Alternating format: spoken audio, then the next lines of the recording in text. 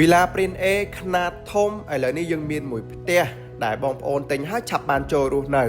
សំណងដូចបងបានឃើញជាក់ស្ដែងសាងសង់បានរហូតដល់ 90% ហើយអញ្ចឹងទិញរងចាំរយៈពេលខ្លីជាពិសេសផ្ទះមួយនេះគឺមានតម្លៃល្អមែនតើចាប់អារម្មណ៍អាចឆាតមកក្នុង page បានហើយចំពោះទំហំសាច់ដីវិញគឺធំខ្លាំងមែនតើបងប្អូនបានរហូតដល់ 15 ម៉ែត្រគុណឲ្យ 30 ម៉ែត្រតលាយមែនតើបងប្អូនទាំងអស់គ្នាបាទសល់ 3 ម៉ែត្រសងខាងហើយខាងក្រោយសល់បានវែងទៀត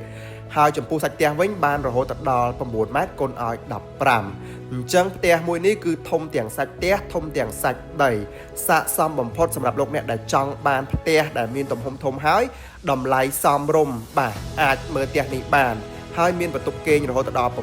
ន្ទប់ទឹក 7 ទៀតអញ្ចឹងសូមបញ្ជាក់តិចសម្រាប់ផ្ទះនេះបើសិនជាបងប្អូនចង់បានពីរជាប់គ្នាក៏អត់មានដែរបងប្អូនដោយសារយើងសល់តែមួយផ្ទះនេះតែប៉ុណ្ណោះអញ្ចឹងមកមុនទទួលបានមុនអរគុណច្រើនបុរី ML ធ្វើឲ្យជីវិតកាន់តែមានសុភមង្គល